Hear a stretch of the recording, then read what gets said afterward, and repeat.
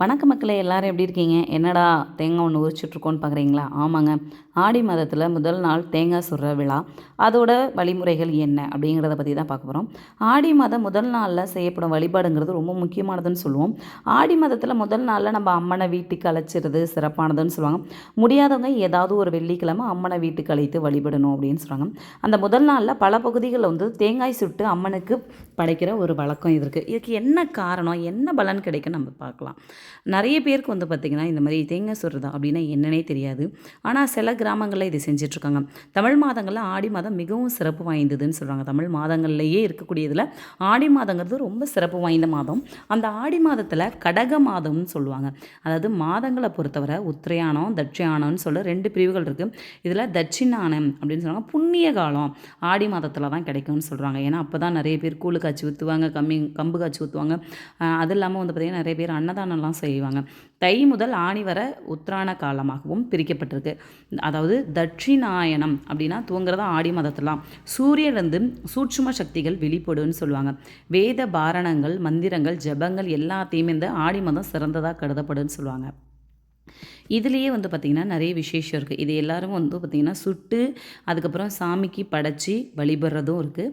சில பேர் வந்து பார்த்திங்கன்னா இது ஊரில் உள்ள எல்லாரையும் கூப்பிட்டு பொது இடங்களில் சுட்டு பொது இடங்களில் வழிபடுறதும் சொல்லுவாங்க. ஆடி மாதத்தில் நடைபெறும் தேங்காய் சுடும் விழா ஆடி பிறப்பு அல்லது ஆடி திருநாளாக கொண்டாடுறாங்க. இந்த நாளில் தேங்காய் சுட்டு வழிபடுறது ஒரு முக்கியமான சடங்கு தான். இந்த விழா வந்து நம்ம மகாபாரத போரோடு தொடர்புடையதுன்னு சொல்லுவாங்க. தர்மம் வெல்ல வேண்டும் அப்படின்ட்டு மக்கள்லாம் ஆடி மாதம் 1ஆம் தேதி விநாயகர் மற்றும் அவரவர் இஷ்ட தெய்வங்கள், இப்போ நமக்கு குலதெய்வம் இருக்குன்னா நம்ம குலதெய்வத்தை கொண்டாடலாம், விநாயகர் இருக்குன்னா விநாயகர் சாமியை கும்பலாம், அவங்களோட இஷ்ட தெய்வங்களை வழிபட்டு செய்வாங்க. மகாபாரத போதுங்கிறது அதர்மத்திற்கு தர்மத்திற்கும் இடையே நடந்து ஆடி மாதம் 1ஆம் தேதி தொடங்கி 18ஆம் நாள் போர் முடியும். ஆடி 18ஆம் தேதி தான் முடிவுக்கு இருந்தது. அதனால தான் நம்ம ஆடி 18ன்னு சொல்லி கொண்டாடிட்டு இருக்கோம். இந்த போரில் தர்மம் வெல்ல வேணும் அப்படின்ட்டு மக்கள் அனைவரும் ஆடி 1ஆம் தேதி தேங்காய் சுட்டு வழிபட்டாங்க. இந்த வழிபாட்டின் மூலம் தூய எண்ணங்கள்லாம் நீங்கி நல்ல எண்ணம் மனசில் கிடைக்கணும் அப்படின்னு சொல்கிறாங்க. இதில் வந்து குறிப்பாக காவிரி, அமராவதி உள்ளிட்ட பல ஆத்தங்கரையில் இந்த விழா வந்து கொண்டாடுவாங்க. அதான் சொன்னீங்களா, ஒவ்வொரு இடத்துக்கு தகுந்தாப்புல அவங்க கொண்டாட ஆரம்பிப்பாங்க. இதே நம்ம பக்கத்தில் இருக்கக்கூடிய சேலம், நாமக்கல், ஈரோடு இந்த மாதிரி உள்ள இடங்களில் வந்து பார்த்திங்கன்னா ரொம்ப பிரசித்தி பெற்று இந்த விழா கொண்டாடுறாங்க. தேங்காயை அதை ஓடுகள்லேருந்து தனியாக அந்த சுட்டுட்டு பிரித்து எடுத்து பின்னர் அந்த தேங்காயை உடைத்து அதன் உள்ளே இருக்கும் பருப்பை எடுத்து சாப்பிடுவாங்க. சிலர் தேங்காயை உடைத்து அதன் உள்ளே இருக்கும் நீரை எடுத்து அந்த நீரை நிலத்தில் ஊற்றியும் வழிபடுறதும் செய்வாங்க. நம்பிக்கைங்கிறது நம்மளை பொறுத்து தாங்க. நம்ம எப்படி வழிபடுறோமோ அதை பொறுத்து தான். புதிதாக திருமணமான தம்பதிகள்லாம் இருக்காங்க பார்த்தீங்களா, இந்த விழாவில் கலந்து கொண்டு தீய எண்ணங்கள் அகற்றி நல்ல எண்ணங்கள்லாம் விதைக்கணும்னு சொல்லி வேண்டிப்பாங்க. விவசாயம்லாம் நல்லா செழிப்பாக இருக்கணும், அது இல்லாமல் செல்வம்லாம் பெருகணுங்கிறதுக்காக தான் இந்த தேங்காய் சுட்டி வழிபடுறாங்க. ஆடி மாதத்தில் அம்மனை வழிபடுறது ரொம்ப முக்கியம். அதில் இந்த வேப்பிலை அம்மனுக்கு நம்ம சாத்தி வழிபடுறதுக்கு ரொம்ப முக்கியமான விஷயம். அதில் கூழ் காய்ச்சி இந்த மாதிரிலாம் ஊற்றுவோம். இதில் வந்து தேங்காய் சுடும் விழாங்குது ஆடி மாதத்தில் முக்கிய நிகழ்வாக இருக்கும்னு சொல்லுவாங்க. மகாபாரத போரோட பின்னணியை கொண்டாடுவதோடு விவசாயம் மற்றும் குடும்ப செழிப்புகளோட சடங்காக இது வந்து நாங்கள் பார்க்குறாங்க. அந்த தேங்காய் சுடுதல் அப்படின்னா தங்கள் வீட்டில் தேங்காய் சுடும் விழா வந்து கொண்டாடுறது பாரம்பரியம். இந்த விழாவின் போது தேங்காயை நெடுப்பில் சுட்டு அதுக்கப்புறம் சாப்பிட்டு புது வாழ்க்கையை தொடங்குவாங்கன்னு சொல்லுவாங்க. தீய எண்ணங்கள் அகற்றி நல்ல எண்ணங்கள்லாம் விதைப்பதற்காக இந்த சடங்கு செய்கிறோன்னு சொல்லுவாங்க. விவசாயம் செழிக்கிறதுக்கு இந்த மாதிரி எல்லாமே பண்ணுவாங்க. அது மட்டுங்கிறது இந்த பண்டிகை ஏன் கொண்டாடுறாங்க அப்படின்னு சில பேர் கேட்பாங்க. இது வந்து ஒரு பெரிய அளவு இல்லைனாலும் சின்ன அளவாவது செய்வாங்க. ஒரு பெரிய அளவு தேங்காய் எடுத்து கோலமாவை சொரப்பான தரையில் இட்டு தேங்காய் மேல் உள்ள நாரெல்லாம் தனியாக பிரித்து எடுத்துட்டு அதுக்கப்புறம் வந்து தேங்காய் மேல் உள்ள துளையின் வழியாக நீரை எடுத்து விட்டு அவளு, வெல்லம், அதுக்கப்புறம் பொட்டுக்கடலை, வெள்ளை எள்ளு, நீரில் ஊற வைத்த அரிசி எல்லாம் துளை வழியே இட்டு மேற்பகுதியில் நன்றாக சீவப்பட்ட குச்சியை சொருகி தீயில வாட்டி வேகும் அளவிற்கு வாட்டி ஆறிய பின்பு சொருகி இருக்கும் விநாயகர் கோவிலுக்கு எடுத்துகிட்டு போய் நம்ம படைப்பாங்க அப்படின்னு சொல்லுவாங்க. அதை விட்டுட்டா மிச்சம் இருக்கிற தேங்காவெல்லாம் நம்ம வீட்டை சுற்றி இருக்கக்கூடியவங்களுக்கும் நம்ம கொடுப்போம் அப்படின்னு சொன்னாங்க. நம்ம ஏரியாவில் மட்டும் கிடையாது, நிறைய பக்கத்தில் வந்து இது வந்து ரொம்ப பிரம்மாண்டமாக சொல்லுவாங்க. ஆடி மாதம் முதல் நாளில் தேங்காய் சுடும் பண்டிகை கொண்டாடப்படும் போது இந்த தேங்காய் சுட பண்டிகையை வந்து பார்த்திங்கன்னா வீதியில் உள்ளவங்க எல்லாரோடையும் சேர்ந்து இது வந்து ரொம்ப கோலாகலமாக கொண்டாடுவாங்க. இந்த வருஷங்களும் எங்கள் ஊரில் ரொம்ப கோலாகலமாக கொண்டாடிச்சு. அதை தான் வந்து நாங்கள் உங்களுக்கு வந்து ஷேர் பண்ணியிருக்கோம். நீங்களும் உங்கள் ஊரில் இந்த மாதிரி தேங்காய் சுடுற தேங்காய் சுடுற விழாலெல்லாம் கலந்துருந்தீங்கன்னா சொல்லுங்கள். சேலம் மாவட்டத்தில் ஏன்னா எங்கள் மாவட்டத்துக்கு பக்கம் வந்து சேலம் மாவட்டம் தான்.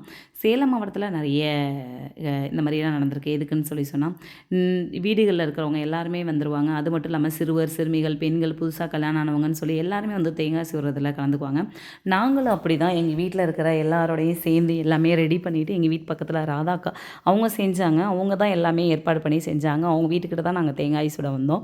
அவங்க வீட்டிலேயே உட்காந்து அவல், பச்சரிசி எல்லாத்தையும் போட்டு தேங்காவில் அவங்க ஆல்ரெடி வந்து ஓட்டை போட்டு தண்ணியை எடுத்துட்டு அதுக்கப்புறம் வந்து பார்த்திங்கன்னா சிறப்பாக இருக்கிறது எல்லாத்தையும் தேய்ச்சி எடுத்துட்டு மஞ்சள் தடவி பொட்டு வச்சுட்டு உள்ளே வந்துட்டு ஒன்று ஒன்றா அழுத்தி அதுக்கப்புறம் வந்து ஒரு குச்சியிலேயே மஞ்சள் தடவி அதை வந்து நல்லா ஷார்ப்பாக சீவி வச்சுருந்தாங்க.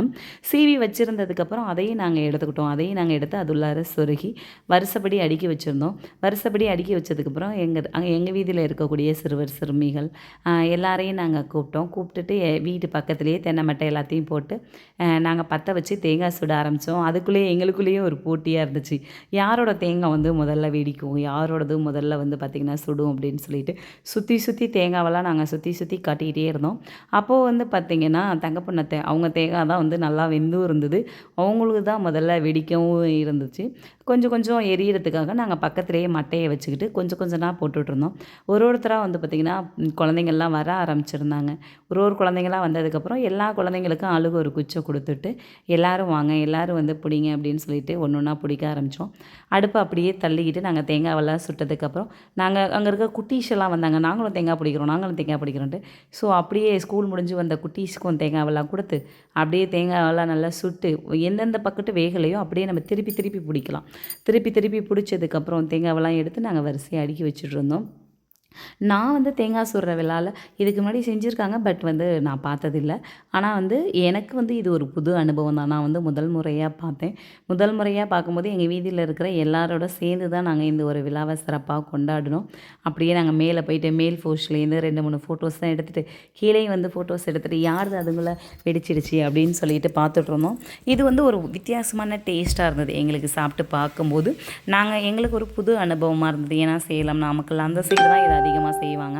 ஆனால் இப்போ நாங்கள் பெரம்பலூர் டிஸ்ட்ரிக்ட்லேயும் இது செய்யும்போது எங்களுக்கு ரொம்ப ஹாப்பியாக இருந்தது. ஸோ அதுக்கப்புறம் எல்லா மட்டையும் எரிஞ்சுக்கிட்டே இருக்கும்போது கொஞ்சம் மட்டையெல்லாம் போட்டு சுட ஆரம்பிச்சிட்டோம். இப்போதைக்கு வந்து பாதி நல்லா வெந்துட ஆரம்பிச்சிச்சு பாருங்களேன். அந்த தேங்காவை உங்களுக்கு பார்க்கும்போதே தெரியும். குழந்தைங்கள்லாம் அப்படியே சுற்றி உருட்டி விட்டு பெரிய அண்ணாங்களோட ஹெல்ப்போட அப்படியே உருட்டி காட்ட ஆரம்பிச்சிருந்தாங்க. கொஞ்சம் ஓரளவு வந்து வெந்துச்சுன்னா நாங்கள் தனியாக எடுத்து ஓரமாக வச்சுட்டோம். தனியாக குச்சும் நல்லா நீட்டாக பெருசாக தான் கொடுத்துருக்கோம். ஸோ குழந்தைங்களுக்கு வந்து சுடாத அளவுக்கு ரொம்ப பாதுகாப்பாக தான் நாங்கள் வச்சுருந்தோம். நல்லா ஸ்ட்ராங்காக குத்தி வச்சதுனால அது வந்து கலண்டுக்கிட்டு வர முடியாத அளவுக்கு இருந்தது பாருங்கள். குட்டீஸ் குழந்தைங்க கூட எவ்வளோ அழகாக தேங்காய் பிடிச்சி விளாண்டுட்டு இருக்காங்கன்னு சொல்லிட்டு பாருங்கள். நாங்கள் இதெல்லாம் சுட்டு முடிச்சுட்டு குழந்தைங்கள்லாம் வந்து இன்னும் கொஞ்சம் அடியில் வேகட்டும் அப்படின்னு சொல்லிட்டு கீழே காட்டிகிட்டு இருந்தாங்க. எல்லாமே காட்டி முடித்ததுக்கப்புறம் ஓகே வாங்க எல்லாத்தையும் எடுத்து வச்சு நம்ம சாமி கும்பிட்றதுக்கு போகலாம் அப்படின்னு சொல்லிட்டு ஒருத்தவங்களதையும் கொண்டாந்து முடிக்க நாங்கள் ஒரு இடமா வைக்க ஆரம்பிச்சிட்டோம். வெடித்தது எங்களுக்கு நல்லாவே தெரிஞ்சிச்சு. அந்த தேங்காய் வெடிச்சிருக்கிறது அவ்வளோ அழகாக பாருங்கள். இப்போ இந்த தேங்காய் வெடிச்சிருக்கு உள்ளே இருக்கக்கூடிய அந்த பருப்பு எல்லாமே அவ்வளோதான் தெரிஞ்சு. எல்லாத்தையும் வரிசையாக வச்சுருந்தோம். வரிசையாக வச்சுட்டு அவங்கவுங்க சுட்டதை எடுத்துகிட்டு வந்து சாமி முன்னாடி வச்சுட்டு சாமி நம்மளோட இஷ்ட தெய்வங்கள், குல தெய்வங்கள், விநாயகர் நமக்கு விருப்பமான தெய்வங்களுக்கு நம்ம வழிபட்டுட்டு நம்மளோட வீதியில் உள்ள எல்லாருக்குமே நாங்கள் அதை பகிர்ந்து கொடுத்தோம். குட்டி குழந்தைங்களுக்கெல்லாம் எல்லாருமே நீரிட்டுட்டு சாமி கும்பிட்டுட்டு ஆளுக்கு ஒன்று எடுத்துக்கிட்டு வந்து வெளியில் தட்டி அது உள்ளார இருக்கிற பருப்பு, தேங்காய் எல்லாத்தையும் எடுத்து கீனிட்டு அதை வந்து வீதியில் இருக்க எல்லாருக்குமே ஷேர் பண்ணி கொடுத்தோம். இப்போ சாமி கும்பிட்டு முடிச்சுட்டு வெளில எடுத்துகிட்டு வந்து பாருங்கள் தட்டணும். நார்மலாகவே அது தொடும்போதே விழுந்துருச்சு. இருந்தாலும் சரி எந்த ஒரு இதுவும் இல்லாமல் அந்த பீஸ் எதுவும் இல்லாமல்னா நம்ம அருவாளை வச்சு தட்டலாம் அப்படின்னு சொல்லிட்டு நாங்கள் கொடுவாலை வச்சு தட்டி முடிச்சுட்டு திருப்பி சாமி வந்து வழிபட்டுட்டு எல்லா குழந்தைங்களும் அங்கே இருந்தால் எல்லா குழந்தைங்களுக்கும் நாங்கள் அதை வந்து ஒரு ஷேர் பண்ணி கொடுத்தாங்க. ரொம்ப ஈஸியாக இருந்தது இந்த ஒரு மெத்தட். அதுவும் இல்லாமல் வித்தியாசமான முறையில் ஒரு வழிபடுறதுக்கு நாங்களும் புதுசாக கற்றுக்கிட்டோம். இந்த மாதிரி நீங்களும் உங்கள் ஊரில் தேங்காய் சுட்டு வழிபட்டிங்கன்னா கமெண்ட் பண்ணுங்கள்.